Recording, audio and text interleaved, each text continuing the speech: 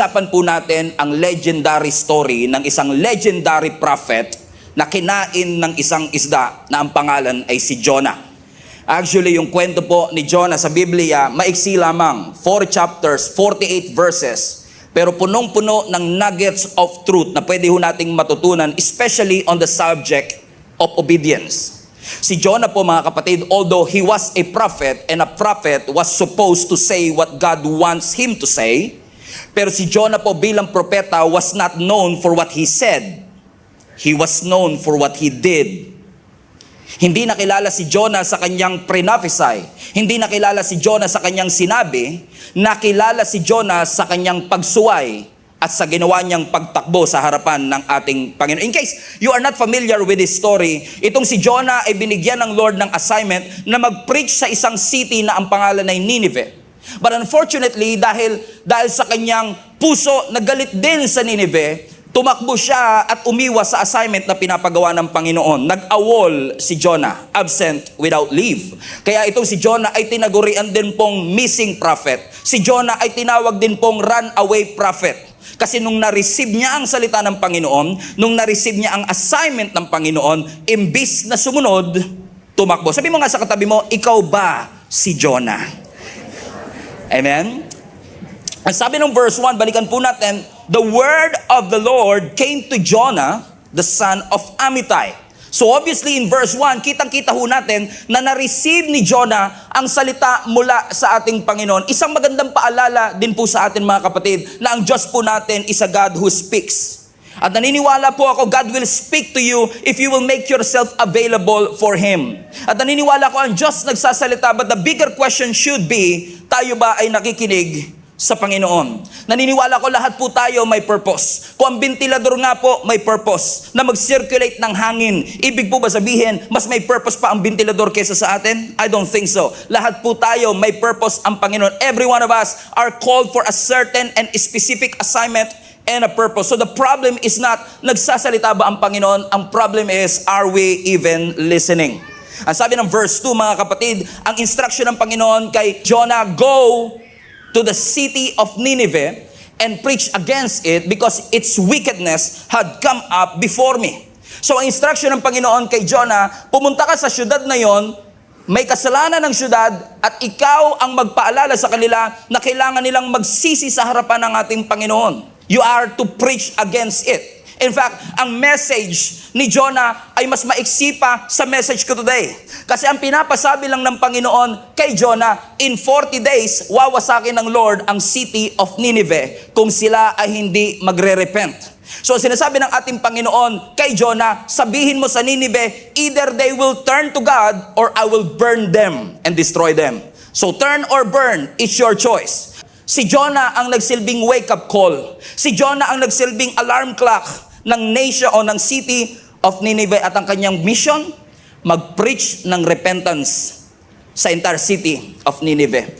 Pero ang sabi ng verse 3, here you go, fasten your seatbelt, verse 3, but Jonah, instead of following the Lord, he ran away. May kilala ho ba kayong ganyan, mga kapatid?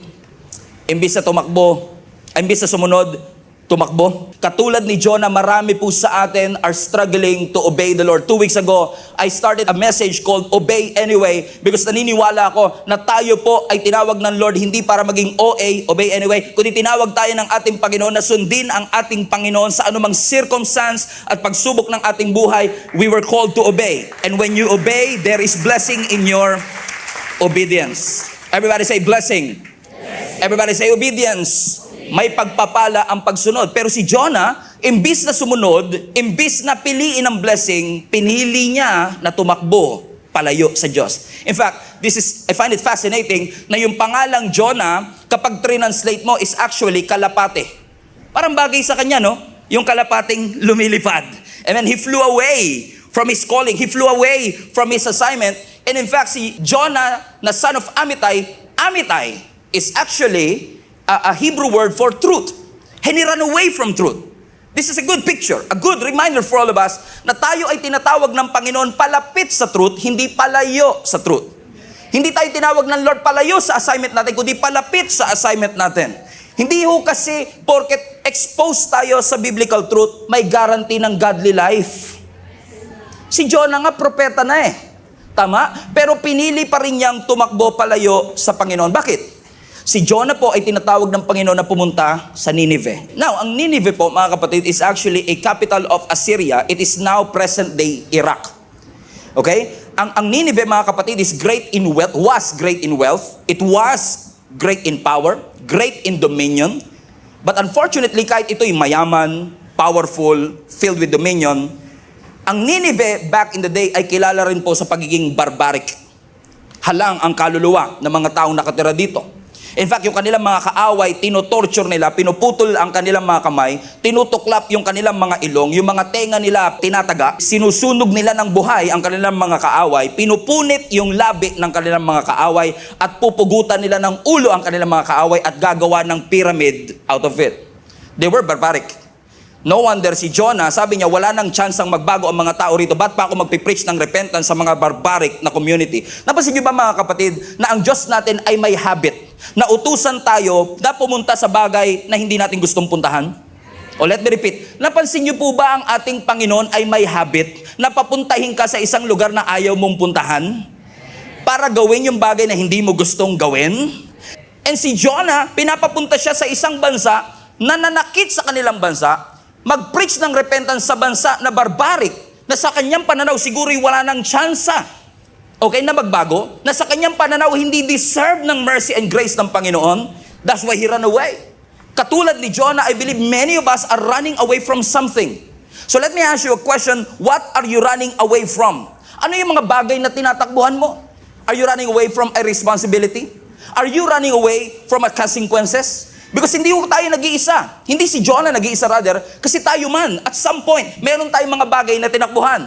Yung pastor po mismong nasa harap ninyo, 3 taong kong tinakbuhan yung calling ko ng pagpapastor. Si Moses, sinubukan niyang takbuhan ang pagtawag ng Panginoon, pero kahit na gusto niyang tumakas, he obeyed anyway. Si Jeremiah, kahit gusto niyang tumakas, he obeyed anyway. Si Jonah lang po yung malakas ang loob,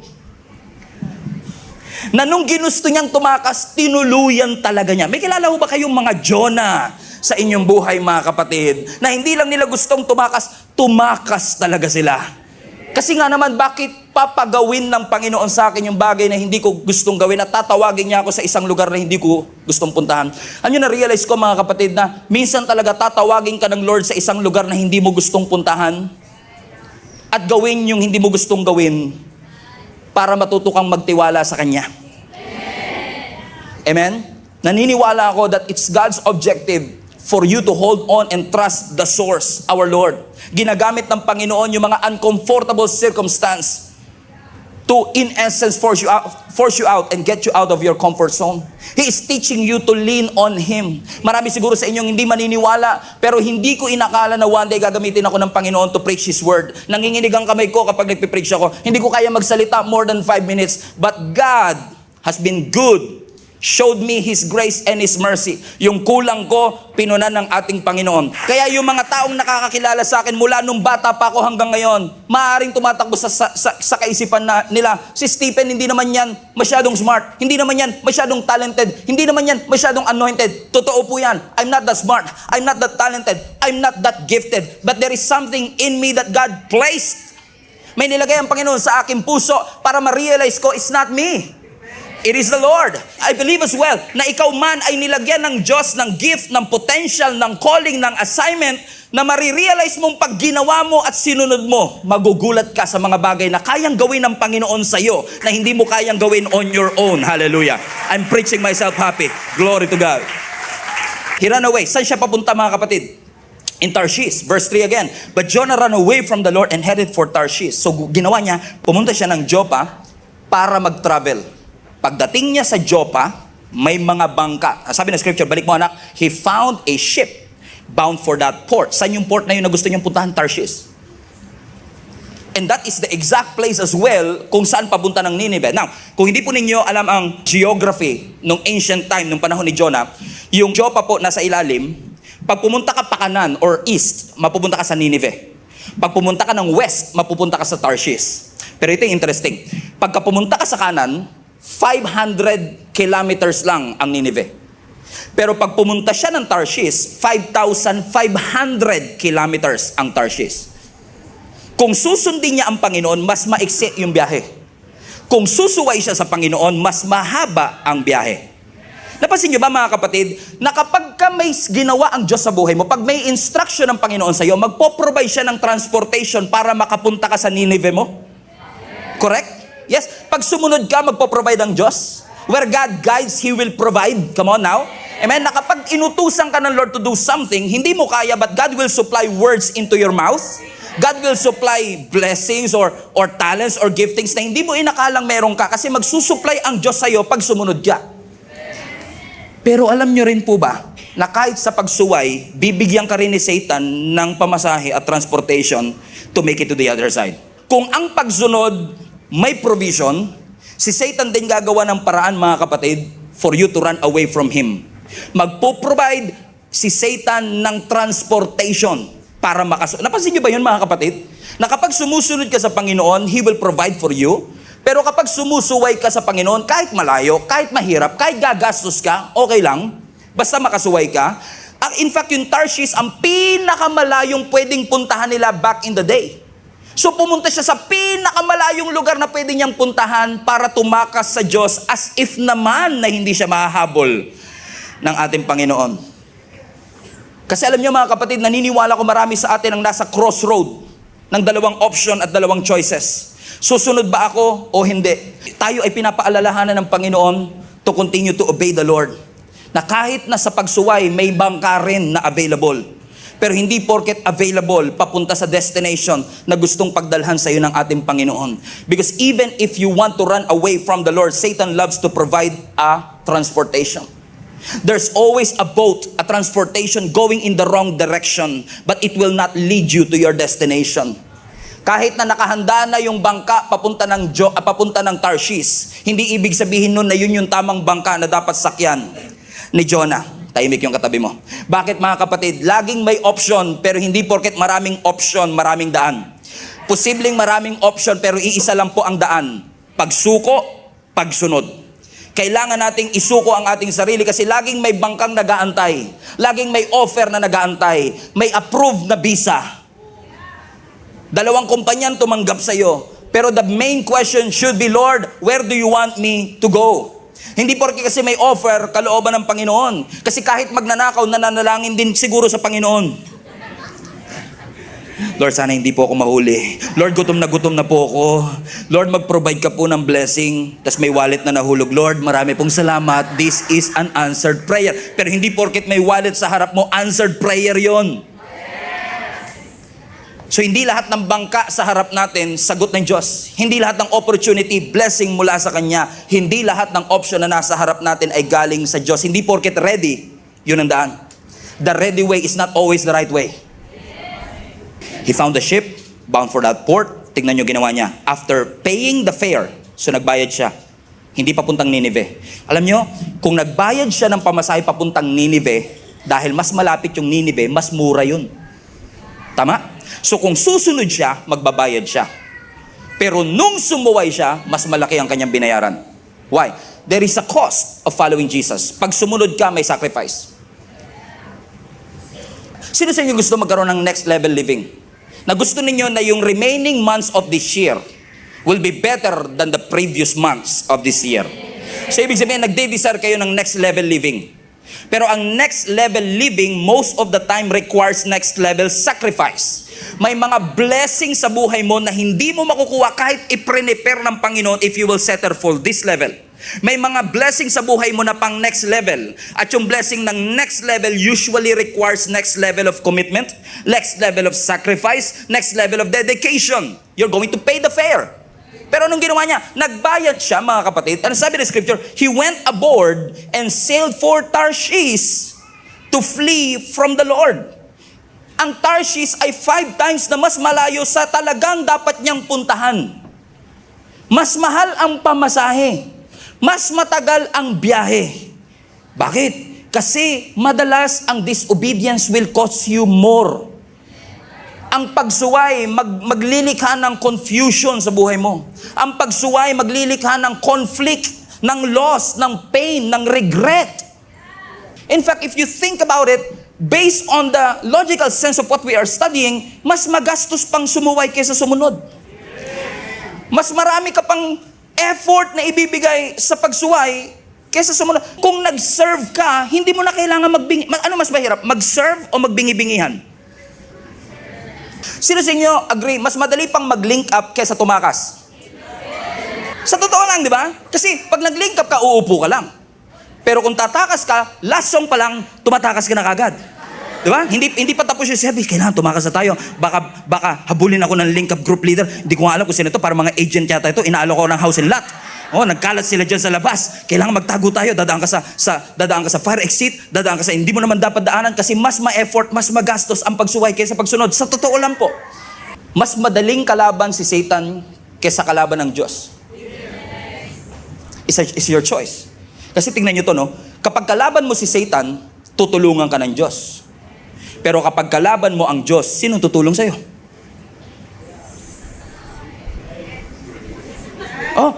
Kaya may kausap ako, parang hirap na hirap sila makapenetrate, hirap sila sa breakthrough, hirap sila sa miracle.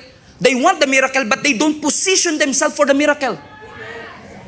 Alam nyo, ang tunay na next level blessing and next level living, hindi lang yung mag-expect ka ng milagro. Ang Diyos kaya mag-perform ng milagro. Ang tanong, nakapwesto ka ba? Nakaposition ka ba doon sa miracle? Kasi kung papunta ka ng Tarshish, don't expect supernatural provision. Although God is gracious, He might provide one.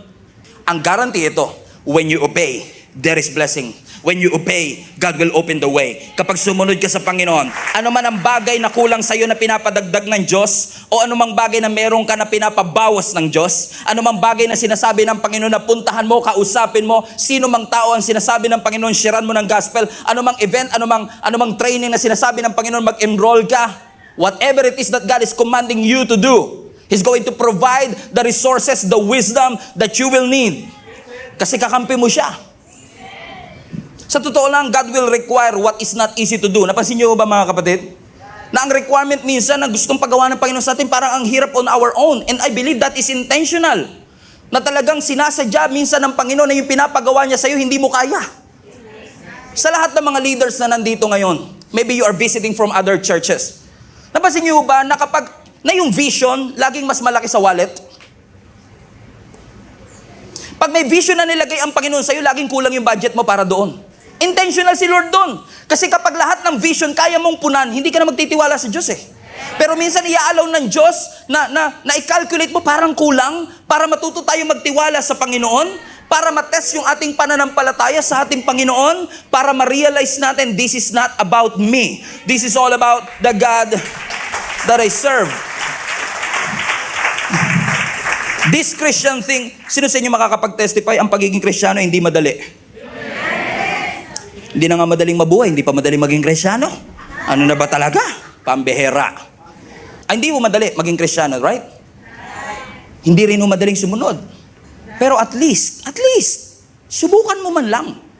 Kasi mahirap naman yung hindi mo nga sinubukan. Ayoko niyan. Hindi naman totoo yung sinasabi na yan. Tignan niyo si Jonah. Nung pumunta siya ng Tarshish, hindi niya nga sinubukan pumunta muna ng Nineveh na mas malapit eh. Parang minsan, halimbawa, nung pumunta siya ng Nineveh, nasa gitna na siya, parang maalon dito, sa kabila na lang tayo. At least sinubukan niya. Pero may mga kilala ba kayo? Yung mga absent dito, may mga kilala ho ba kayo, mga kapatid? Na hindi nila ginawa, hindi dahil mahirap, hindi dahil hindi effective, pero kaya hindi nila ginawa, kasi hindi naman talaga nila nasubukan in the first place. Kasi ang challenge lang naman ng Panginoon, give your tithes, or bring your tithes and offering into the storehouse, and God will open the floodgates of heaven. Yun yung mga klase ng command na hindi mo mararanasan hanggat di mo sinusubukan. So bago tayo maging negative, reactive, at pessimist, at skeptical sa concept ng generosity, at least subukan mo. Because lahat ng sumubok, naranasang totoo. Because the Word of God always works. And many of us did not even try. Hindi naman totoo yung Bible, pero hindi niya binasa. Hindi naman totoong na nag-work ang prayer, pero hindi naman nanalangin. Hindi naman nababago ang buhay ko sa pa-church din, pero hindi naman sinubukan magsimba. At least try mo naman mag-amen habang nagpipreach yung pastor. At least man subukan mo magtaas ng kamay habang nag-worship. Hindi ko maramdaman ng Panginoon. At least you try. At least subukan mo. At least subukan mo mag-testify ng kabutihan ng Panginoon. At least subukan mong i-share ang gospel of Jesus Christ sa ka-office mate mo. At least try. Pastor, no! You only live once. I'm gonna enjoy my life, sure. But don't expect the blessings that God has promised when you don't follow Him. Kasi naniniwala ako mga kapatid, you cannot keep running away from the Lord. Hindi mo masusustain yung pagtakas mo, maniwala ka sa akin. Oh, hindi mo masusustain yan. Amen? You cannot keep running away. You cannot keep on evading responsibility. Hindi mo masusustain na iwasan ang pagtawag mo. Hindi mo laging matatakasan ang paglilingkod. Hindi mo laging matatakasan ang forgiveness. Come on, somebody. Hindi mo laging matatakasan ang pag-i-invite na sa ang reconciliation. Because you know what? Your obedience affects you and other people, and your disobedience affects you and other people too. Nung sumubay si Jonah, kung pumunta siya ng Nineveh, wala sanang bagyo na papunta ng Tarshish. Tahimik yung mga taong papuntang Tarshish. Excited sila na binook nila yung ticket nila papuntang Tarshish. Pero dahil kay Jonah, God orchestrated a storm to wake him up. And I don't know who is this for. Sometimes God will orchestrate storms in your life to wake you up. To remind you of your assignment. That's not the destination. That's not the journey. That's not the boat that God intended for you to ride on. Because God's calling is not just for you. It's for God's glory. It is for His kingdom. The advancement of God's kingdom. So nung sumuway si Jonah, pumunta siya ng Tarshish, nagkaroon ng matinding bagyo. Lahat na ng mga tao doon sa bangka, kasama yung crew, nagdasal sa kanya-kanya nilang Diyos. Yung kapitan nag-roam, lumibot, nakita niya si Jonah natutulog sa ilalim ng barko. Pag talaga sumusuway ka, lagi ka nasa ilalim. Amen. Sumuway siya nasa ilalim. Ano ginagawa ni Jonah? Tulog. Habang lahat ng crew nagpapanik, si Jonah tulog. Kaya si kapitan ginising si Jonah. At sabi niya, "What are you doing? Why are you sleeping? At least tumawag ka man lang sa Diyos mo." And alam na kagad ni Jonah back that day. Alam na kagad ni Jonah pagkagising niya. Amen? Na yung bagyo na yon ay epekto ng kanyang pagsuway. So nung sinabi ni Jonah, "Ako may kagagawan kung bakit bumabagyo dito." Sabi ng kapitan, "Sino ka ba? Taga saan ka ba? Anong country ka galing?" Sabi niya, "I'm Hebrew. And I am the son of the Lord." He was referring to Yahweh. He was referring to the God who created the heavens and the earth. He was referring to the God na naglabas sa mga Israelites from Egypt to the promised land. He was referring doon sa Diyos na humati ng Red Sea. At nung sinabi yun ni Jonah, sabi ng kapitan, "Oh no, what have you done?" Tignan nyo, mas kilala pa ng kapitan yung kayang gawin ng Diyos kaysa kay Jonah. Yung kapitan nung nalaman niyang si Lord John yung humati ng Red Sea, sabi niya, "What have you done?" Buti pa yung kapitan, mas kilala niya pa yung kapangyarihan ng Diyos. Unfortunately, kaysa kay Jonah, who tried to run away from God. O bakit nga ba yung kakilala natin parang si Jonah, no? They are trying to disobey. You know what I found out? I've been serving the Lord for 24 years. One thing that I found out is this. Kapag hindi mo ginawang goal ang pagsunod, hindi ka talaga makakasunod. Oh, kailangan maging part siya ng goal mo eh. Kasi kapag ginawa mong goal ang obedience, yung disobedience hindi option. Sana mga 6 p.m., yun pala yun.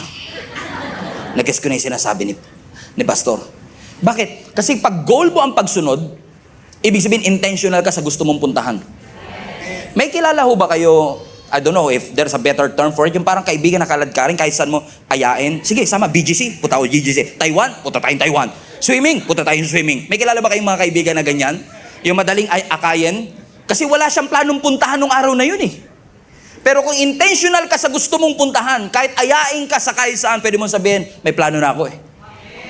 And naniniwala ko marami po sa atin madaling masway papunta ng Tarshish is because we don't have a goal of obeying the Lord in the first place. Kasi when you have a goal of obeying the Lord, nakaporma yung buhay mo na si Lord lang ang magiging Panginoon, Diyos at tagapagligtas ng iyong buhay. Dedicated at committed ka na ibigay ang iyong buong buhay para sa ating Panginoon. Mahihirapan yung mga tao na isway ka na mali sa iyong purpose. Kasi alam mo, kapag sumunod ako, may pagpapala na ipinangako ang Panginoon sa akin. Everybody say, there's blessing in obedience. Naalala nyo 2 Sundays ago, sabi ng Lord sa atin, isa sa mga reason kung bakit hirap tayong sumunod, kasi alam natin na kapag sumunod tayo, may mga ine-enjoy tayo ngayon na hindi na natin ma-enjoy. Sino sa inyo gusto niyo ng blessing? Taas kamay. Pag sumunod. Okay? So gusto niyo yung outcome ng obedience. Ang outcome ng obedience, blessing. Ang outcome ng obedience, transformation. Ang outcome ng obedience, you are going to please the Lord. Sino sa inyo gusto niyo yung tatlo na yon? Blessing, transformation, and you want to please the Lord. Gusto natin. So gusto mo yung outcome. So lahat tayo gusto natin yung resulta ng obedience. Pero hindi pa rin natin ginagawa yung obedience.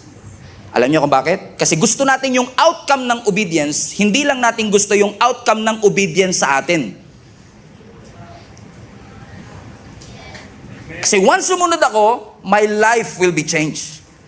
Ang presidente ng aking buhay, hindi na sarili ko. Hindi ako ang siga sa buhay na ito. Hindi ako ang masusunod sa buhay na ito.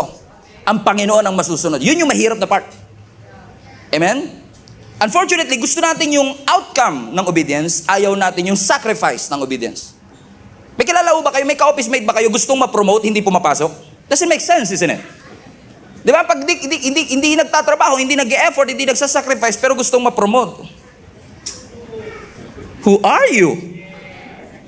Diba? Parang hindi mo maintindihan. We like the outcome, we don't want what it will cost us kapag sumunod tayo.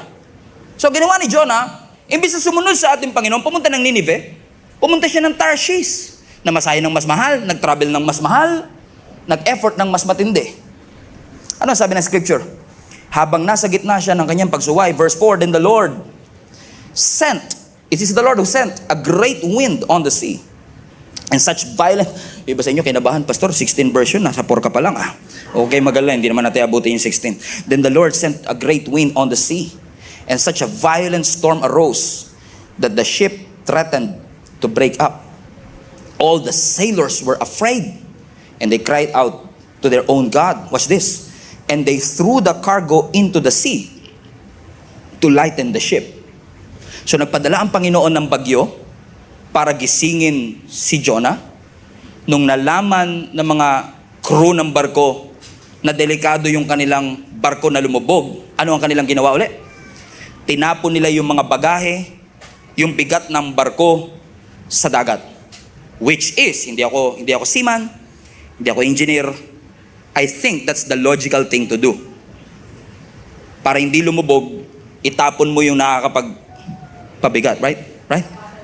Ang question, based sa story na binasa natin kanina, nung tinapon ba nila yung mga bagahe, huminto ba yung bagyo?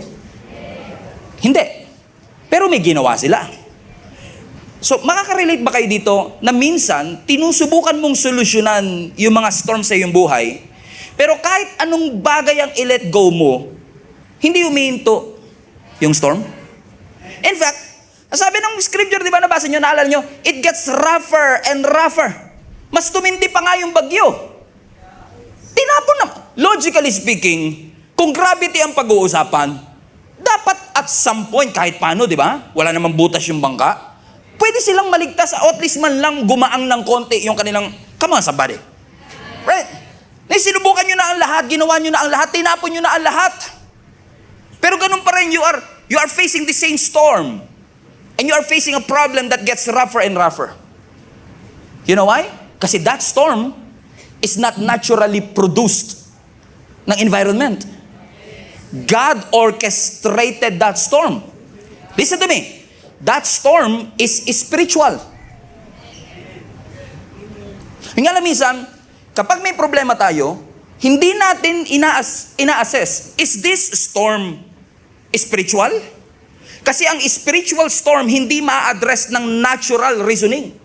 Kahit itapon mo ng itapon yung bagahe, hanggat hindi mo tinatapon si Jonah, hindi hihinto. Because that is a spiritual issue. And many of us are struggling, frustrated, disappointed with the Lord. Lord, ginawa ko na po ang lahat, but there are storms in your life na hindi lang basta epekto ng maling desisyon. May mga storms sa ating buhay na ino-orchestrate ng Panginoon to wake us up, to alert us, na hanggat hindi mo tinatapon yung Jonah, hindi hihinto yung bagyo. You cannot address a spiritual storm with natural solution. Na minsan tayo, we are struggling kasi the anxiety that you felt, may mga anxiety na epekto at produce na mga natural circumstance that is happening around you. I admit that.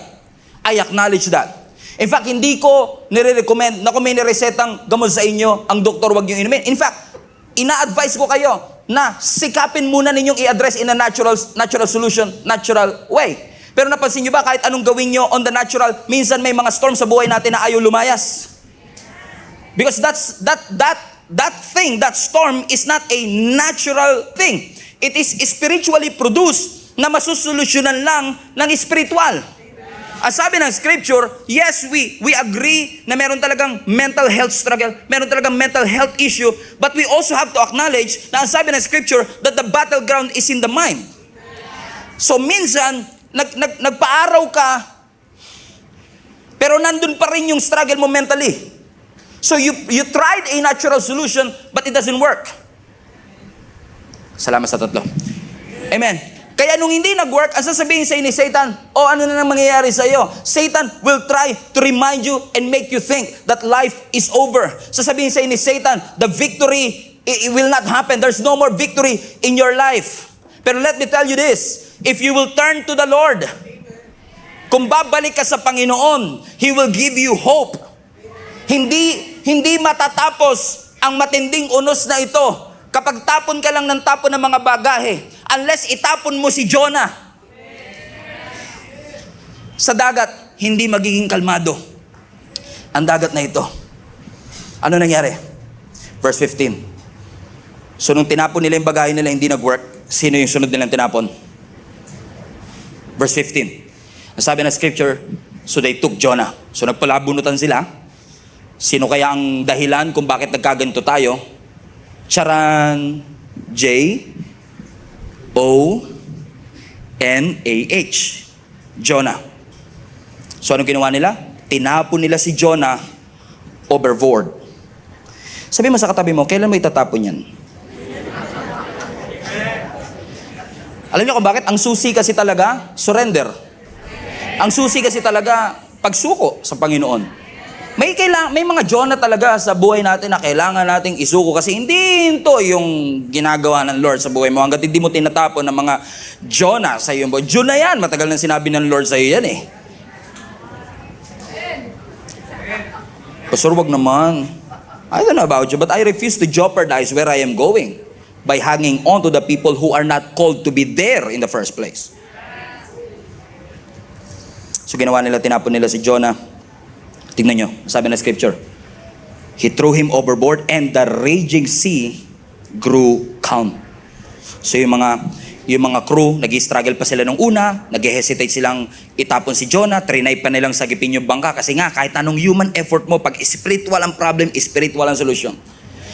So tinapon nila si Jonah, pagtapon nila, wala to sa Bible pero sabi ng mga kapitan, confirmed. Okay? Pagtapon nila kay Jonah, pam, tumahimik. Brad, confirm. Okay, confirm. Siya nga talaga dahilan. Nangyari na ba sa buhay niyo yun? Nung kung kailan nyo tinapon, tsaka nyo na-confirm, yun talaga ang cause. O sino kaya yung tinapon nyo dyan? Verse 16, watch this. And at this, the men greatly feared the Lord, and they offered a sacrifice to the Lord, and made vows to Him. Hindi ko na nilagay yung verse 17. Pero sabi ng verse 17, nung tinapon si Jonah, the Lord provided a huge fish to swallow Jonah. And Jonah was in the belly of the fish 3 days and 3 nights. A picture of Jesus Christ who was buried 3 days and 3 nights. So nung tinapon nila si Jonah, He threw him overboard. Pagkatapon niya, kinain siya ng malaking isda. Now, I don't know exactly kung anong klaseng isda yun. Definitely hindi goldfish. Or dilis. Probably a special fish designed for him only. I don't know. Pero ang sabi ng scripture, kinain siya ng malaking isda na ito. Now, kapag yung tao kumain ng isda, walang problema. Pero kapag yung isda kumain ng tao, yun headline yun. Right? So, nung tinapon nila si Jonah, kinain siya ng malaking isda, by the way, na provided by God. Which is ridiculous if you think about it. Something's fishy. Kinain siya, na prinobide ng ating Panginoon. At sabi ng scripture, iniswallow si Jonah, and for 3 days and 3 nights he was there. Now many are arguing, is this really, Pastor, ito ba talagang buhay ni Jonah is a literal story? Talagang kinain siya ng isda? Well, I think it is because si Jesus kinote mismo yung story ni Jonah in Matthew 12, if I'm not mistaken, if I remember correctly. In Matthew 12, kinote ni Jesus Christ yung story ni Jonah. So kung kinote ni Jesus yung story ni Jonah, it's probably true kasi or else Jesus is a liar. Na literal na nung tinapon si Jonah, kinain siya ng malaking isda. Listen to me. Deserve ba ni Jonah na mabuhay pa after niyang sumuway sa ating Panginoon? Maaring hindi. Pero tignan mo nga naman ang Diyos. Kahit na sumuway ka, magpo-provide pa rin siya ng bangka, ng isda called grace, na magdadala sa iyo mula sa pagsuway mo hanggang sa pagsunod mo. Alam mo nangyari? Niluwa siya ng isda. Nakarating din siya eventually sa Nineveh. Tumakas siya, pero nakarating pa rin siya sa Nineveh. Question, kung ayaw mong sumunod, ikaw bahala kay Lord. Pero ikaw ang mamili. Sa pagsunod mo ba, gusto mo diretso ka na ng Nineveh gamit ang bangka? O pupunta ka ng Nineveh sa pamamagitan ng tiyan ng isda? But either way, dadalhin ka ng Panginoon sa destination mo. Either way, dadalhin ka ng Panginoon sa totoong assignment mo. Pagdating ni Jonah, ang iksi ng preaching niya, repent! In 40 days, God will destroy Nineveh. Pang! Drop mic. Tapos. Kung sinunod lang ni Jonah yun, mas madali sana. Hindi sana siya nakalbo. Alam niyo, may malaking possibility na kalbo si Jonah kasi ang sabi nila, yung fish na posibleng kumain kay Jonah is actually nagpo-produce ng acid na nakakapagpalagas ng buhok. So probably habang 3 days and 3 nights nalagos yung buhok niya, yung bigote niya, lahat ng buhok niya. Kaya pagdating niya sa Nineveh, biglang naniwala ang tao. Ay, kapanipaniwala, wala na siyang buhok. Okay, hallelujah. Alam niyo sabi ng scripture, nung pumunta siya sa Nineveh, nag-preach siya ng repentance. Repent, for in 40 days, God will destroy Nineveh. Naniwala sa kanya yung hari. Naniwala ang lahat ng tao. Pati aso nag-fasting. Pati mga hayop nag-ayuno. Because they believe in the power of God who Jonah served. Hindi sila nagdalawang isip. Hindi sila nag-hesitate. Because they've realized you cannot run away from God. In fact, kung titignan nyo talaga ang buong storya ni Jonah, even Jonah knew. Alam ni Jonah, hindi niya matatakbuhan ng Diyos eh. Kasi nung nandun na siya sa loob ng tiyan ng isda, kino-quote niya pa yung Psalms. So most probably nauna yung Psalms kaysa kay Jonah. He was quoting Psalms. Na yung kino-quote niya dun sa book of Psalms is that, Lord, hindi talaga kita matatakasan. Wherever I go, you were there. He knew it. Alam niya, memorize niya eh. Because he was quoting Psalms. He knew it bago siya sumuway. But he disobeyed anyway. At nung sumuway siya, dinala pa rin siya ng Panginoon sa Nineveh. Kasi doon talaga siya gustong papuntahin ng ating Panginoon. My friends and family, I say this with all humility, with all concern and love.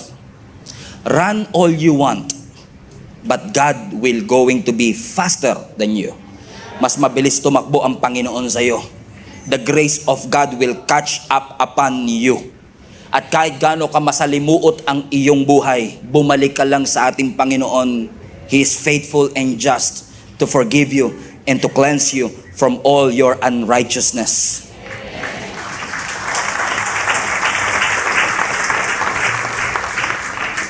Hindi ang mess na ito makakapag-disqualify sa iyo.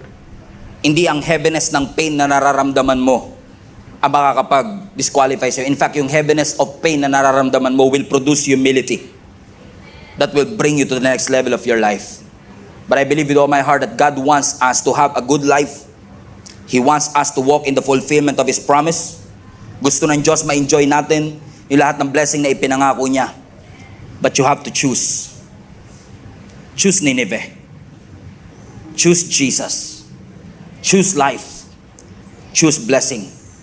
Every single day of your life, my friends and family, bawat araw na lilipas, you have to make a decision. Do you want to handle this your way? Or you want to follow God's way? It's your choice. And I want to encourage you to obey the Lord. There is a cost of following Jesus, yes. But there is a greater cost of not following Him. God is a good God. Natutuwa ako sa Panginoon because our God is a God of second chances. Sa kabila ng hindi deserve ni Jonah, na mag-provide pa ang Lord ng fish sa kanya sa gitna ng kanyang pagsuway. God is so gracious, He's gracious enough to save him and bring him back. Alam ko marami sa atin parang si Jonah. Sinusubukan nating takbuhan ang pagtawag natin, ang assignment natin. O kaya naman may pinapagawa ang Diyos sa iyo, pinapaiwan, pinapadagdag ang Panginoon sa iyo na hindi mo magawa. May assignment ang Diyos sa iyo na hanggang ngayon hindi po pa rin po magawa. May mandato at purpose ang Panginoon sa iyo na hindi mo malakaran. But I want to encourage you this because I want you to save some time. Don't waste that time. Follow the Lord. And you will never regret following Jesus. Because when you obey, He will always open the way for you. Huwag ka matakot sumunod. Huwag ka matakot sumunod. Bubuksan ng Diyos ang maraming pintuan, ang maraming bintana para maranasan mo ang lahat ng pagpapala na meron sa ating Panginoon. You know, I was talking to a lot of people this week, and one of our volunteers in one of our mission stations in Dumaguete has reached out to me. Sabi niya, Pastor, maraming pong salamat. Napakabuti ng ating Panginoon. Hindi ko naranasan yung blessing na nararanasan ko ngayon noon. Pero nung sumunod ako sa Kanya, nung una, sobrang hirap. Ang dami niyang tinanggal, ang dami niyang inalis. Akala ko nga mali yung desisyon kong sumunod sa Diyos. Muntik na akong sumuko, muntik na akong bumalik, pero salamat po sa Panginoon, nagpatuloy ako. Nung nagpatuloy ako, nagulat po ako, Pastor. Kasi hindi ko ine-expect na yung mga pagpapalang dinidesire ko lang, nararanasan ko na ngayon. Hindi ko sinasabi na kapag sumunod ka, bigla ka magkaka 10,000 sa bank account mo mamaya. Pero ang aking sinasabi, when you obey, kapag sumunod ka sa Panginoon, He is going to fulfill what He has promised in your life. Yung kaakibat ng lahat ng pagsunod na yon, yung epekto ng lahat ng pagsunod na yon sa iyong pamilya, sa iyong mga mahal sa buhay, hindi papayag ang Diyos na hindi niya po yun tuparin sa inyong buhay. Amen?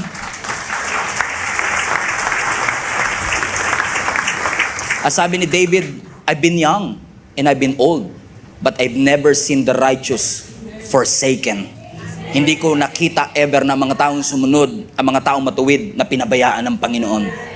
Take care of His kingdom and God Himself, the King of Kings and the Lord. Nagmamadali ka, nagmamadali ang Panginoon. You cannot make God arrive when you want Him to arrive. You cannot rush the blessing quicker than it ought to be. But one thing is for sure, God is always on time. Sabi mo nga sa katabi mo, God is always on time. Sa panahon ng moderno, ng mga teknolohiyang meron tayo, sa panahon ng iPad, ng iPhone na puro I at puro self, sa panahon ng modern technology and digital society, parang tinatanggal ng modernong teknolohiya yung salitang mag-antay sa ating vocabulary. Sapagkat parang lahat na lang pwede nating madaliin lalo kapag may pera ka. Napansin nyo ba minsan yung pagdami ng pera mo, tinatanggal yung patience sa puso mo? Kasi kapag may pera ka, kaya mong i-accelerate ang lahat ng bagay. Kaya minsan, kahit Kristiyano na tayo na dapat marunong tayong mag-antay at magtiwala sa Panginoon, parang tinatanggal nung ating pera, ng ating achievement, nung ating experiences, yung salitang mag-antay sa ating vocabulary. Hindi naman ako hypocrite. Ako mismo na nagsasalita sa harapan po ninyo, hindi rin po ganun ka-patient katulad ng inaasahan ninyo. Lahat po tayo mga kapatid, we don't want to wait. We hate to wait. Kapag natatraffic tayo, kapag pumipila tayo sa cashier sa grocery, kapag tayo ay pumipila sa doctor's appointment, marami sa atin, yung katabi mo, pangiti-ngiti lang, pero sinasabi niya sa kanyang isipan, nagtitiwala naman ako sa Diyos, pero ayoko lang talagang mag-antay. Gusto kasi natin yung easy-baked answered prayer, na kapag nanalangin tayo, gusto kagad natin may sagot ang ating Panginoon. And knowing who you are, and I'm sure knowing your neighbor, o kilala mo ang iyong katabi, alam mo na impatient siya sa maraming bagay. Hirap siyang mag-antay. Kaya nga kahit illegal pa, may jowa siya. Joke lang. Kasi marami sa atin na nagtatanong, kailangan ko ba talagang mag-antay pa ng tamang panahon para sa isang relationship? Kailangan ko ba talagang mag-antay ng right time para maninig ang Panginoon? Because I want to speed things up.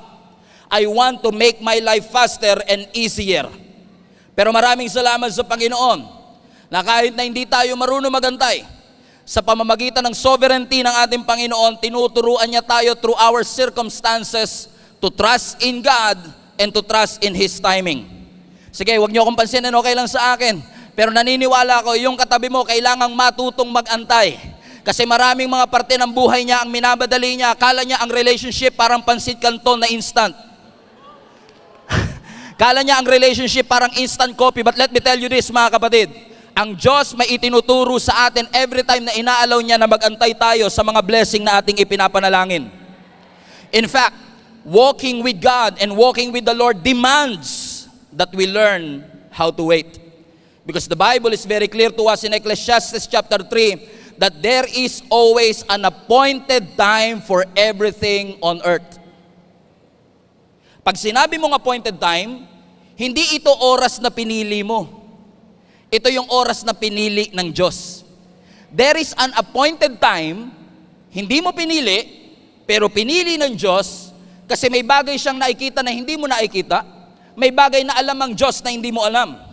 Ang ganda ng storya natin, mga kapatid, sa binasa nating text, kung saan ang sabi ng Scripture, may isang lalaki na bulag.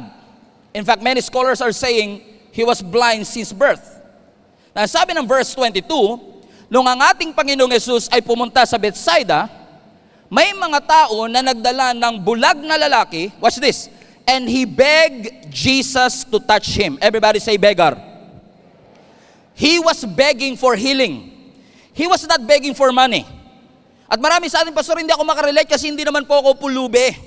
I'm not begging for money. And yes, maaring milyon-milyon ang laman ng bank account mo. But at some point, many of us are begging for something to the Lord. Kapag depressed ka, you are begging for peace. Kapag may sakit ka, you are begging for healing. And this guy who has been blind since birth is actually begging not just for restoration, but a miracle from the Lord.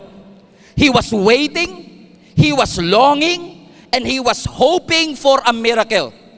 Nasasaktan siya, may sakit siya, but yung kanyang hope nung makita niya si Jesus Christ ay muling nabuhay. He was blind since birth. And look at me. Look at the screen. He was not asking for something that he had before. He was asking for something that he never had before. Hindi naman siya nakakakita before.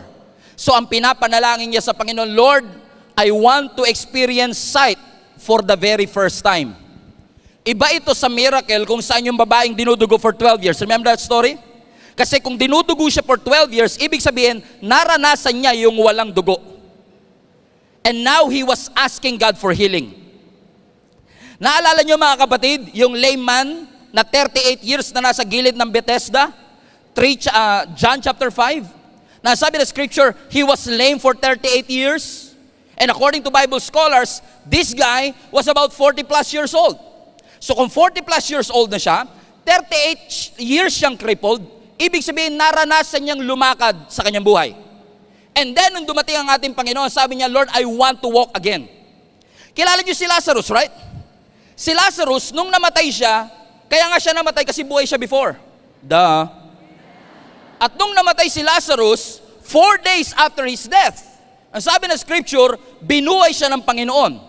Yung babaeng dinudugo for 12 years, binalik ang kanyang health. Yung lalaking lame, binalik ang kanyang paglakad. Si Lazarus, binalik ang kanyang buhay. Pero itong bulag na to, walang maibabalik sa kanya kasi never niya pang naranasan ang makakita sa kanyang buhay. Am I making sense, mga kapatid?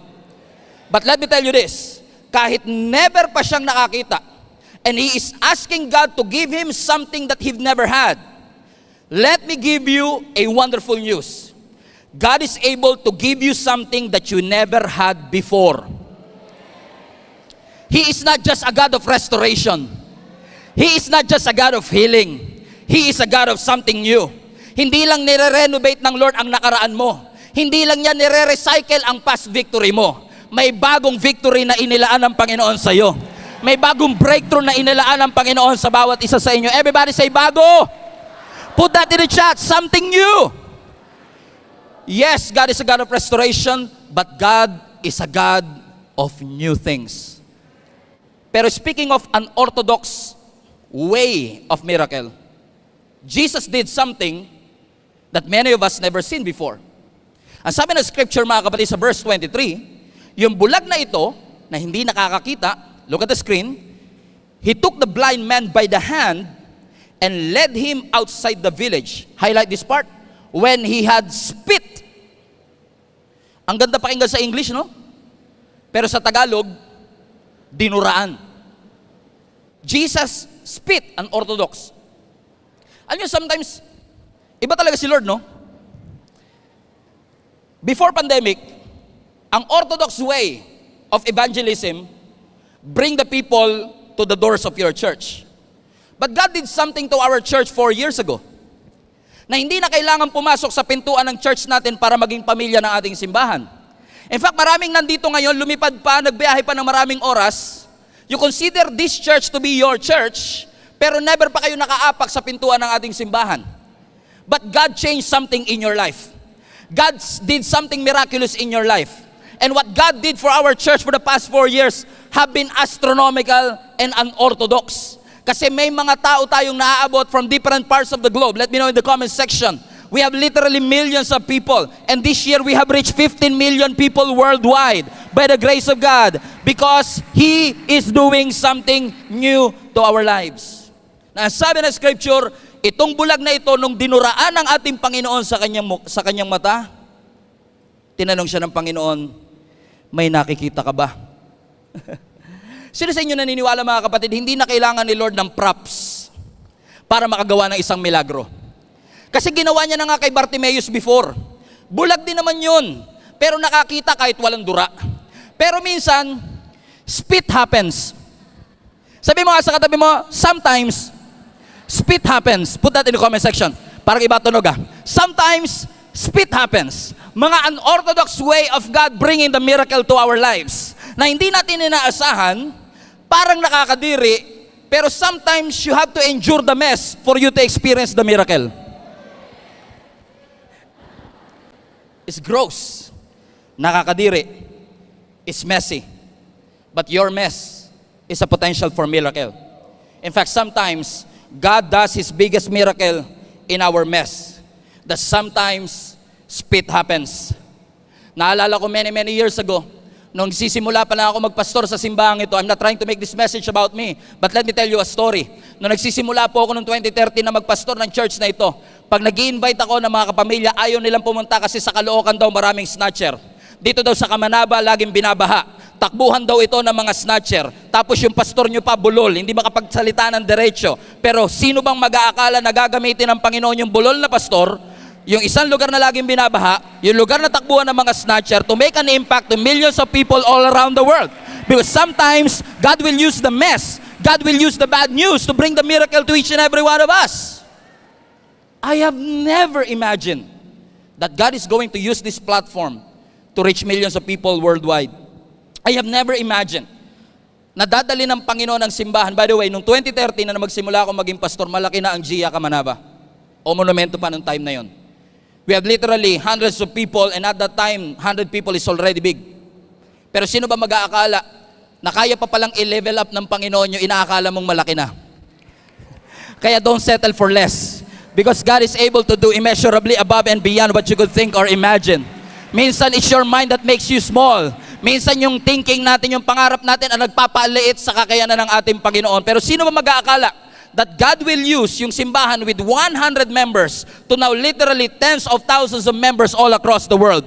Never kong na-imagine that I am going to serve alongside with the most passionate and gifted people in our church. Shout out sa lahat ng mga leaders ng Gia Kamanaba. Mabuhay po kayo. I love you. I honor you. You know how much I love you.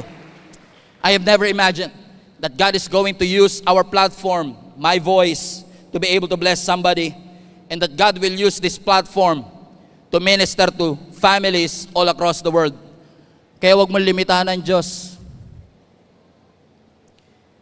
Wag na wag ka magsasabi ng never pag para sa Diyos. Wag na wag ka magsasabing never na akong gagraduate. Never na ako magbabago. Never na ako magiging successful. Never na, I will never make it. I will never be happy.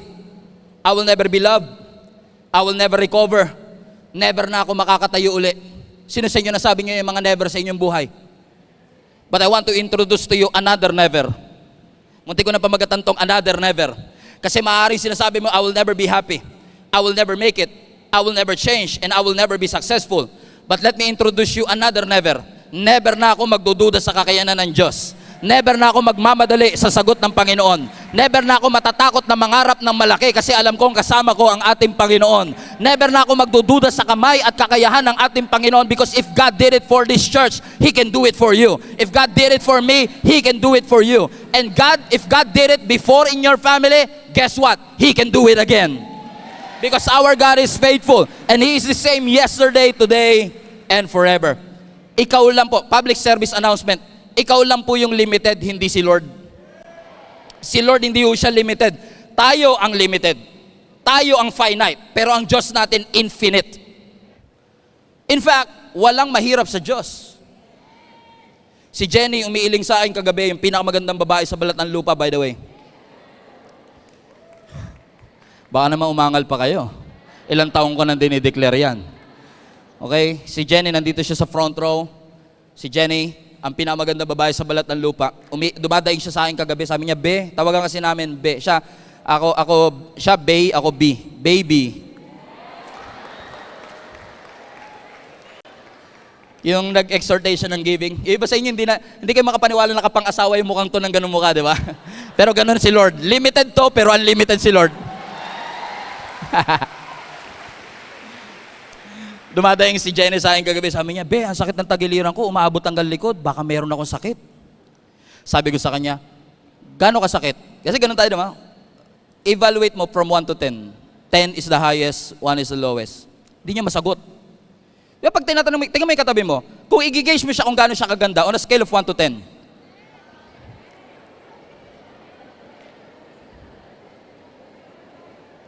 Negative, bro? Wag naman negative, grabe ka naman. Sobra ka naman. Sabi, negative. Nasa church tayo. Bawal nga magsinungaling, pastor, kasi nasa church eh. Di ba tayo, nire-range natin, 7. May degree of difficulty. May degree ng sakit. Pero alam nyo sa Diyos, walang degree ng difficulty. Hindi sasabihin ng Lord, yung prayer mo medyo mahirap ha.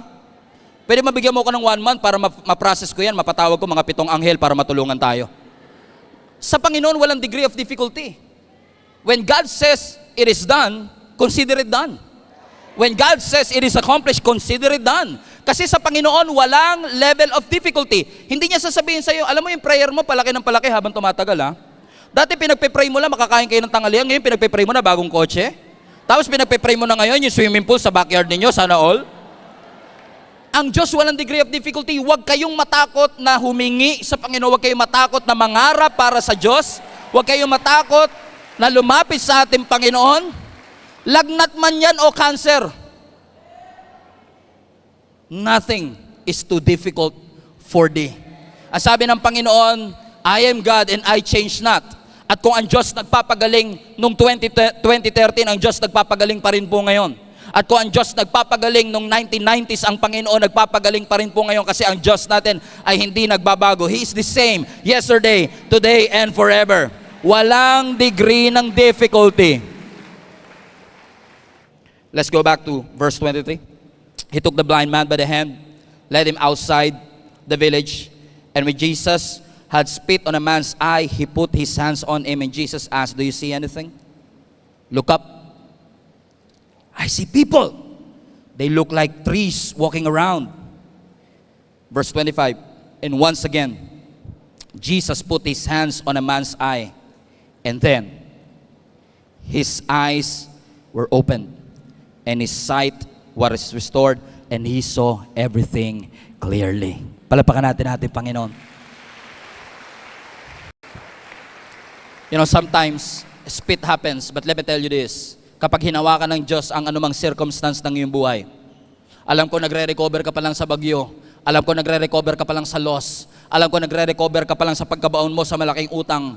Alam ko nagre-recover pa lang kayo sa matinding pinagdaanan ninyong pamilya. But let me tell you this, when spit happens, you will realize that nothing shall be impossible with the Lord. Sometimes you have to endure those pain, but even when you go through the fire, ang pangako ng Panginoon, you will not be burned. That even when you go through the waters, you will not be drowned. That even when you go through things, He will never leave you and never forsake you. Because God is able, and guess what? God is willing. But even if He doesn't do it for us, naniniwala tayo na ang Diyos natin is not just a God of miracle. Ang miracle, hindi lang gumaling ka. Yung hindi ka nakasakit, miracle din yun ng ating Panginoon that He sustained you through and through. And He is able to do immeasurably above and beyond what you could think or imagine. Unorthodox. Everybody say unorthodox. Kakaiba ang pamamaraan ng ating Panginoon. And speaking of pamamaraan, I remember the story of the first miracle of Jesus Christ turning water into wine. Sabi ng scripture, si Jesus kasama ang kanyang mga disciple ay inimbitahan sa isang kasal, which happens to be apparently the first miracle of Jesus Christ. Let's follow the story in John chapter 2 verse 1. Sabi dito, on the third day, everybody say third day, bear that in mind, a wedding took place at Cana in Galilee, and Jesus' mother was there. Verse 2, Jesus and His disciples had also been invited to the wedding. Watch this, verse 3. But when the wine was gone, Jesus' mother said to Jesus, Anak, they have no more wine. Verse 4. Jesus to His mother, Woman, sino sa inyo kaya nyo sabihin nyo sa nanay ninyo na hindi kayo mababatukan? Sabi ni Jesus, Woman, why do you involve me? Jesus replied, highlight this part, my hour has not yet come. Hindi pa dumarating ang tamang oras. Jesus is and will always be the Son of God. Pero alam ng Diyos kung kailan siya lulugar. Think about this. Jesus at the wedding. Napansin niyo ba yung on the third day? Now usually ang mga weddings sa Jewish, usually 7 days. And for many years, I thought na yung sinabing third day is actually the third day of the wedding. But I found out in some digging na pag sinabi pala ng scripture nung John chapter 2 na at the third day, hindi yung third day ng wedding. Watch this. Third day, after tawagin ni Jesus yung kanyang mga disciples. So ibig sabihin, bago pa lang yung kanilang team, ang unang-unang pinuntahan ni Jesus, wedding. Now think about this. Hindi naman Bible scholar yung mga disciple ni Jesus Christ. Hindi naman yan magagaling sa theology. Kailangan niya ng training, right? Kailangan nila ng konting pag-aaral, kailangan nila ng konting kaalaman mula sa Panginoon. And think about this, on a third day ng discipleship journey ninyo, sabi ni Jesus, inimbitahan ako sa kasal, sama kayo? Jesus and His disciples were at the wedding, knowing that Jesus' ministry is only 3.5 years. Hindi ba busy ang ating Panginoon? Lord, yung mga disciple mo, hindi yun mga Bible scholars. And apparently, kaya pala nandun si Jesus at ang kanyang mga disciple, they were invited. Everybody say invited. And think about this, yung inimbitahan, wala sa presidential table, normal na guest lang, pero apparently yung guest naging savior of the wedding. Kasi God did something that other people cannot do. He turned water into wine. And let me tell you this mga kapatid, masusurpresa ka kung saan magpapakita ang Diyos basta imbitahan mo ang Diyos. The moment that you invite Jesus into your life, into your family, into your career, you will be surprised na kapag inimbitahan mo ang Panginoon, He will show up. He is omniscient after all. Alam niya ang lahat ng bagay. And I know what you're asking in your mind. Kung talagang omniscient ang ating Panginoon, Pastor, bakit naubusan ng wine? Di ba kung talagang omniscient ang Diyos, di dapat may dala na kagad siyang wine nung papunta pa lang siya kasi alam niyang mauubusan. Ako lang ba yung ganito mag-isip? Okay? At kung talagang omniscient ang ating Panginoon, bakit pa inantay ng ating Diyos na maubos yung wine bago siya kumilos? Kasi kung itutuloy natin ang story mga kapatid, ang sabi ng verse 5, balikan natin verse 5. Let's read this. His mother said to his servant, do whatever he tells you. Verse 6. Nearby stood 6 stones of water jars, the kind of used for Jews for ceremonial washing, and each holding from 20 to 30 gallons times 6. Kayo na lang bahala. Verse 7. And Jesus said to the servants, fill the jars with water. So they filled this to the brim. Unorthodox again. Kung talagang gusto ni Lord na magkaroon ng wine, at least man lang sana, yung pinalagay ni Lord, hindi tubig, kundi grapes. Kasi yun yung pinakamalapit sa wine. Pero nung naubusan sila ng wine, yung kanyang nanay lumapit sa kanya. Ang sabi niya, anak, wala silang wine. Ang sabi ni Jesus, woman, my hour has not yet come. Alam ni Jesus na ubos na yung wine. Pero ang sabi ni Jesus, not yet. Kasi kung talagang omniscient si Lord, hindi niya na dapat inayaang maubos, di ba? Ba't kaya minsan nahayaan pa ng Lord masaid bago siya kumilos? Yung earthly wine was gone, tapos tsaka pala magsisimula. Alam mo, may tinuturo Panginoon talaga sa atin eh. Bakit si Abraham kailangan 100 years old pa siya bago manganak si Sarah kay Isaac? Bakit si Moses nag-antay pa ng 40 years in the wilderness bago nila mapasok ang promised land? Bakit kaya si David nag-antay pa ng 20 years bago siya makaupo sa trono? Bakit kaya ang ating Panginoon nag-antay pa ng 30 years bago siya magsimula ng kanyang ministry? Bakit minsan inaalaw ng Panginoon na ubus na bago siya mag-supply sa atin? Lord, pwede ba tulungan niyo po kami habang hindi pa po maintaining balance yung aming bank account, mag-supply ka na po, pero minsan nahayaan ng Panginoon kahit yung maintaining balance, ma-withdraw mo? Bago mag-supply ang ating Panginoon, pero alam niyo, tinuturo ng Panginoon sa atin, hindi porket ubus na, tapos na. Hindi porket ubus na. Sabi mo sa katabi mo, at least 3 people, put that in the chat, hindi porket ubus na, tapos na. Hindi porket ubus na ang energy, tapos na ang Diyos. Hindi porket ubus na ang creativity, tapos na ang Panginoon. Hindi porket ubus na ang sagot, tapos na ang Panginoon. Hindi porket ubus na ang oras, tapos na. Hindi porket 33 ka na, tapos na ang Panginoon. May ipapadala si Lord na para sa'yo. Hindi porket 40 years old ka na, tapos na ang ating Panginoon. Si Abraham, hula ko lang to siguro naman, hindi naman sinabi ni Abraham, di ba yung mga couple ngayon sabihin, pag nagpakasal kami, mag-aantay lang kami mga 3 years bago kami mag-anak. Di ba? May mga ganun tayo. Sigurado ako si Abraham, never niya sinabi, antayin ko lang maging 100 ako bago lumabas si Isaac. He never planned it after all. Hindi plinano ni Moses na magantay ng 40 years bago sila makapasok ng wilderness. Hindi inantay ng lame man na abutin siya ng 38 years. Hindi inantay ng taong ito na tumanda na siya bago siya makakita. Pero hindi porket ubus na ang pagkakataon, ubus na ang resources, ay tapos na rin ang ating Panginoon. He is always on time. Hindi porket delay, denied. Hindi porket not yet, ay nag-no na ang Panginoon. Hindi porket later ang sinabi ng Lord, ang sabi na lang Lord, no. Hindi porket sinabi ng Lord na not now, hindi niya sinasabing no way. Disappointment is not a dead end. Not yet is not late. Because God is always on time. Public service announcement, in case nakakalimutan mo, ang Diyos natin ay namumuhay sa ibang time zone. At ang Diyos natin ay hindi nakakalimot. Sabi ni Mary, wala nang wine, mapapahiya tayo rito. Si Lazarus nag-antay pa ng 4 days nakahiga sa tomb. Sabi niya, Lord, kailan ka darating? 4 na araw na po ako dito. Pero sometimes, iaalaw ng Panginoon yung tingin ng taong delay.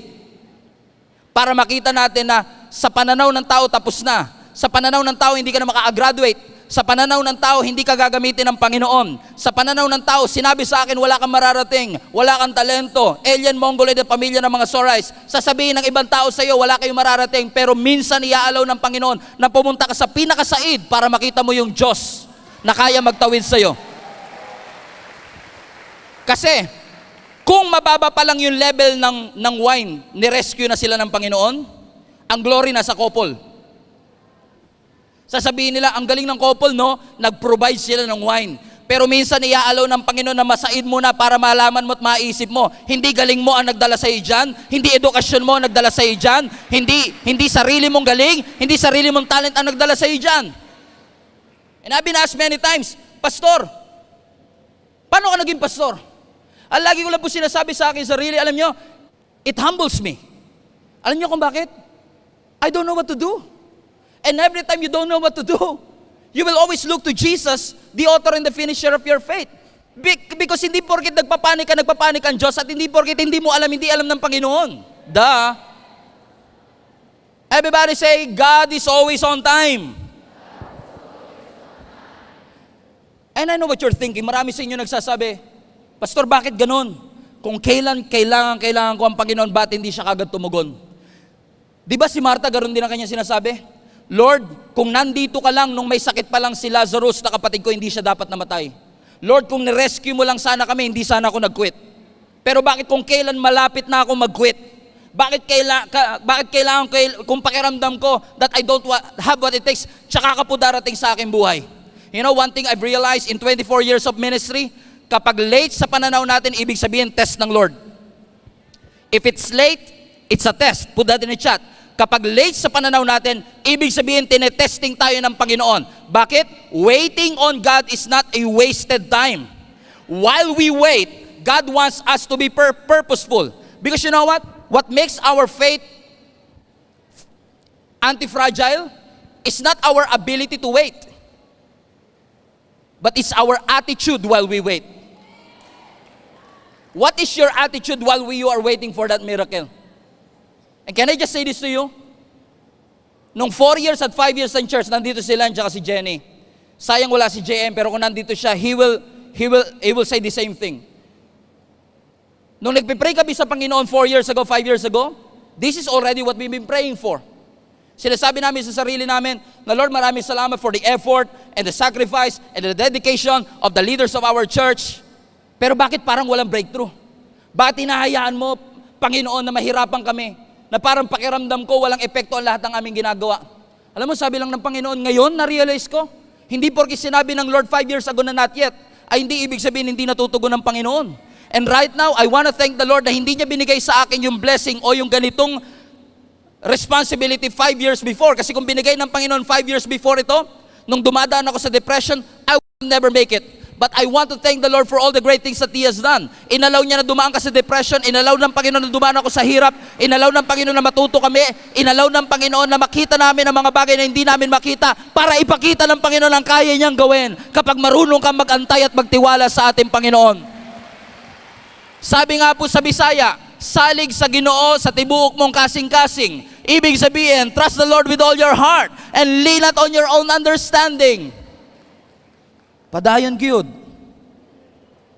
Sabi mo sa katabi mo, magtuloy ka kapatid. Kasi kapag may purpose ka, hindi nakakapagod. Kapag may purpose ka, infinite ang stamina mo. Unfortunately kasi for many of us, ang gusto lang natin sa buhay sumaya. Nakalimutan natin maging purposeful. Anyo mga kapatid, kung ang gusto lang ng Panginoon lagi by the way, if you are looking for a comfortable church, this is not the church for you. Because our leaders will keep on pushing you forward to do what God has called us to do. To go to bear fruit and to have our fruits remain. Para punuin ang langit para sa kanyang kalwalatian. And it is fulfilling to be able to be used by God sa journey na ito kasama ang ating Panginoon. Pero hindi lahat ng journey natin, hindi lahat ng parte ng buhay natin masaya. Kung ang habol lang natin kasiyahan, hindi natin kailangan ng Diyos. Clown lang pwede na. Pero minsan iaalaw ng Panginoon ng kalungkutan ang pagkawala. Kasi sa totoo lang, marami sa atin nakangiti pero empty. Malaki ang bahay pero may kulang. Komportable ang buhay pero parang may mali. Pero kapag ikaw ay purposeful sa gustong ipagawa ng Panginoon sa iyo, infinite ang iyong stamina. Ang sabi ng Habakkuk chapter 1 verse 2, Prophet Habakkuk prayed to the Lord, Lord, how long?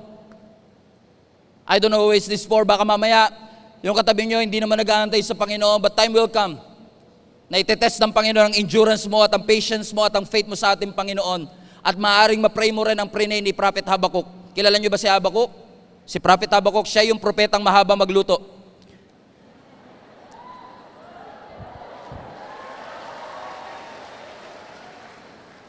Sana mag-guess nyo na yan sa December 2024. Ang sabi ni Prophet Habakkuk, habang nagluluto siya, joke. Sabi niya, how long, Lord? Yung iba ngayon lang gets. Sabi ko sa inyo, yung joke ko, pang matalino talaga, minsan late mo na magigets. At least it's not too late. Yung katabi mo, ano yun? Hanggang ngayon, di ba? Huwag mo sabihin, hayaan mo yung mag-gets niya. Para mamaya habang kumakain siya ng dinner, yun pala yun, tsaka siya tatawa, ganon. Prophet Habakkuk has burden for his people. In-announce niya yung coming judgment for his nation. Nakita niya sa vision niya yung violence. Nakita niya sa vision niya yung injustice. Kaya sinasabi niya sa Panginoon, Lord, gaano katagal? Hindi ko na po masikmura yung hirap na pinagdadaanan ng aking mga kababayan. And I can sense the desperation in his statements. And despite the prayers that he made, listen to me, despite the prayers that he made, may violence, may injustice, meron pa ring unrighteousness, wrongdoings are everywhere. Parang naubos na at napatid na ang litid ni Habakkuk. Kakapanalangin sa Panginoon, parang hindi tumutugon ng Lord. And I believe this is the same story for some of us, na sinasabi mo sa Panginoon, Lord, please do something. Lord, please act like God. Tuloy natin yung verse 2. How long, Lord, must I call for help, but you do not listen? Sino sa inyo nakakaramdam na parang ang Panginoon hindi nakikinig sa atin? Na parang He is taking longer than He should. Ang sinasabi ni Prophet Habakkuk, matagal ako nagsasalita, matagal ako nananalangin, pero parang hindi ako naririnig ng Panginoon. And mind you, hindi nananalangin ng selfish prayer si Habakkuk. Hindi siya nagpe-pray na maging famous siya. Hindi siya nagpe-pray na maging influencer siya. Hindi siya nagpe-pray na maging successful siya. Hindi siya nagpe-pray na magkaroon siya ng malaking bahay o magkaroon ng mamahaling sasakyan. Ang pinagpe-pray niya yung kapakanan ng kanyang mga kababayan. And that is an unselfish prayer, and yet, hindi tumutugon ang ating Panginoon. Sinasabi natin, prayer changes everything. Pero pag sinabi mo yan kay Prophet Habakkuk, parang prayer changes nothing. Bakit parang yung prayer ko hindi sinasagot ng ating Panginoon? And then, in the midst of his doubt and complaining, God answered him. And I believe this is an answer of the Lord for you. Ang sabi ng verse 5, the Lord replied, GSMNB Global Family, watch this. Look around at the nations. Look and be amazed. For I am doing something in your own day. Something you would not believe even if someone told you about it. So hindi porket wala ka nakikita, walang ginagawa ang Diyos. In fact, ang sabi ng Scripture, prepare ng Panginoon yung isang bagay na kapag nangyari sa'yo at kuwenento mo, hindi sila maniniwala. Pero may gagawin ang Panginoon sa ating simbahan, sa iyong pamilya, sa ating buhay, na kapag kinukwento natin, hindi sila maniniwala because it's too good to be true. But let me tell you this, yung katabi mo ngayon is a proof that nothing shall be impossible with the Lord. Itong simbahan na ito is a proof that nothing is too difficult for our God. Yes, heartbroken ka. Yes, masakit ang nararamdaman mo. Yes, umiiyak ka. Alam niyo ba ibig sabihin ng Habakkuk?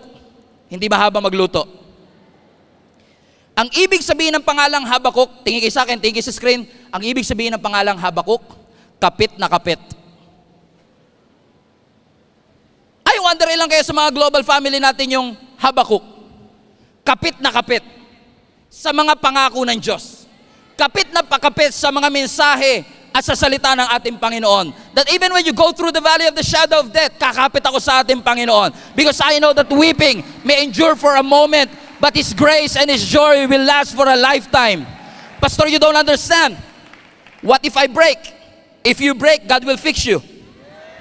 Pastor, what if I crash? If you crash, God will build you up. He is able to do immeasurably above and beyond. Huwag ka matakot sa kayang gawin ng Panginoon. Sumunod ka lang. Hindi nating trabaho ngayong intindihin. Hindi natin trabaho ngayong mag-complain. Hindi natin trabaho ngayong magduda. Ang trabaho natin sumunod sa ating Panginoon. And if God said it, we will do it. Let us do it. Magpakatatag kayo.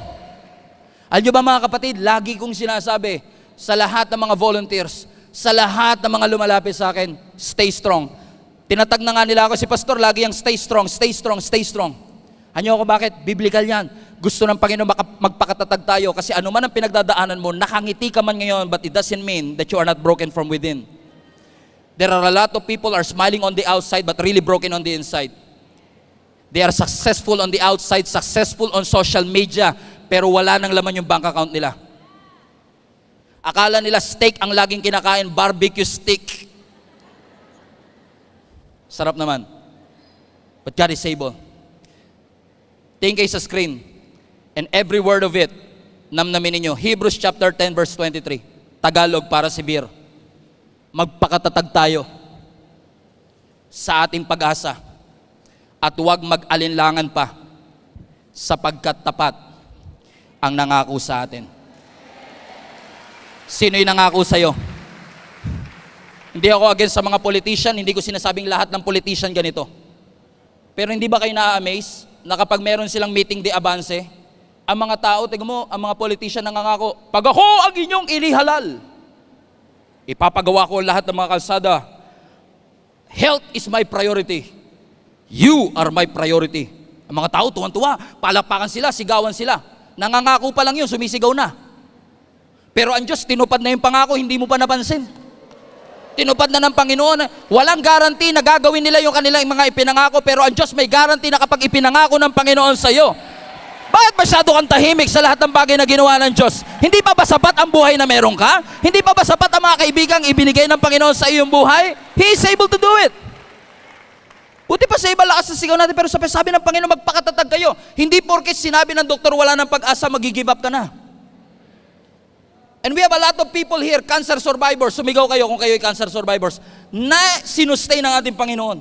That even when your business is going down, don't lose hope. Kahit pakiramdam mo limited, don't lose hope. Kahit may scarcity, don't lose hope. Omniscience is not your job. It's God's job. Our job is to obey. So, every time nasasabihin ng Panginoong not yet. In fact, kapag sinabi ng Panginoon na no, hindi niya sinasabing no dahil hindi niya kaya. Sinasabi ng Lord na no kasi hindi ka pa ready. He is trying to get you to get ready for all the blessings that God has done. And I would like to call our musicians here. Ibig sabihin,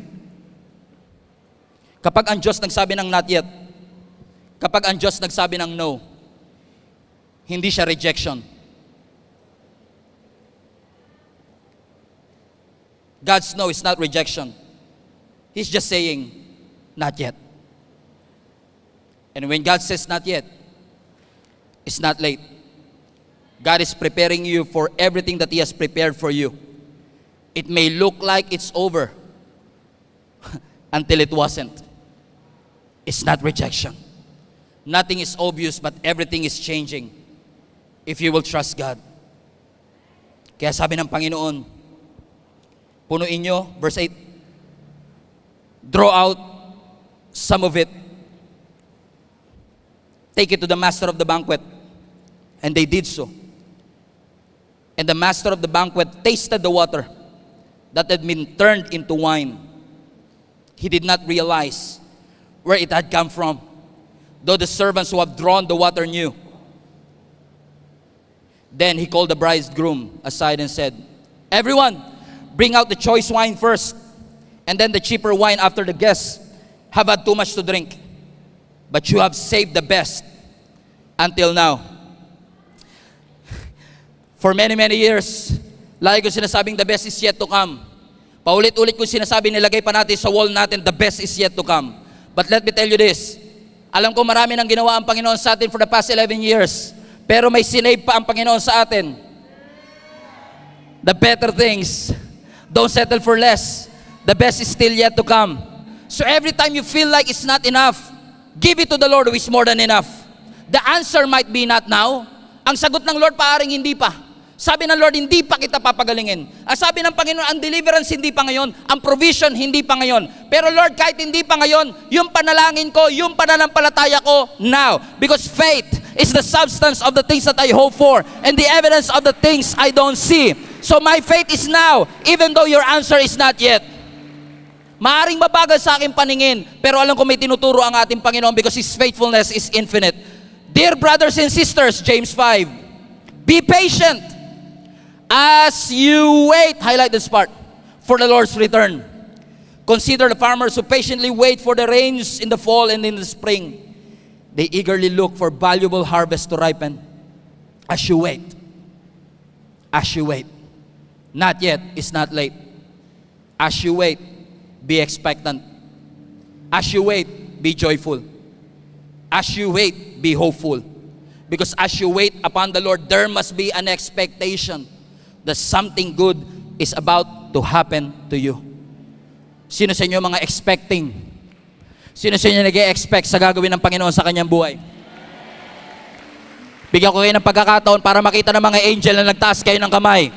Sino sa inyo ang expectant sa gagawin ng ating Panginoon? Yung marami sa inyo nag-e-expect, matagal na kayong buntis, hindi nyo palang alam. Kasi hindi pa kita. Pero hindi porket hindi kita, walang nangyayari sa loob. In fact, let me tell you this. Yung salitang as you wait is actually in the Greek word, parang buntis na nag-aantay ng paglabas ng bata. That as you wait, you cannot see what's inside the womb, but you know something is there. And you are expecting, kaya nga ang tawag natin sa English, I'm expecting. Ibig sabihin, at some point, after 9 months, nag-e-expect ka na yung tiniis mo, yung pinaghirapan mo, yung nagpalaki ng tiyan mo, suddenly, it will come out. And you are expecting sa gagawin ng ating Panginoon. And I believe with all my heart, hindi mo man nakikita ang mga bagay na ginagawa ng Diyos sa'yo. Hawakan mo na yung tiyan mo ngayon, hawakan mo yung tiyan mo ngayon. Sabihin mo sa Lord, Lord, I am expecting. Katulad ng buntis, hindi ko nakikita pero alam ko nandito siya. Hindi ko nakikita pero alam ko lalabas na rin po ito. The breakthrough is in my womb. The healing is in my womb. The victory is in my womb. The harvest is in my womb. Kaya mga kapatid, let us shout unto God with a voice of triumph. Kasi alam natin, hindi pa man lumalabas, alam natin that something good is going to happen to us. That when we expect something from the Lord, sabi ng Lord, not yet, it's too early. Huwag mo madaliin. Pero hindi porke sinabi ng Lord na not yet, ay late ang ating Panginoon. Ang ating Panginoon is always on time. So every time na madidisappoint ka, marami sa atin, pag Monday, disappointed. And then boom, miracle happens. Suddenly, God answers our prayers. Marami sa inyo, for 12 years nag-aantay kayo, Lord, kailan mo kaya kami bibigyan ng anak? Kailan mo kaya kami, boom! Bigla ka mabubuntis. For many years, you've been expecting, Panginoon, 25 years na po ako sa trabaho ko, hindi pa rin po ako napopromote. Every time papasok ka trabaho, disappointed ka, and then boom! Bigla kang gugulatin ng Panginoon.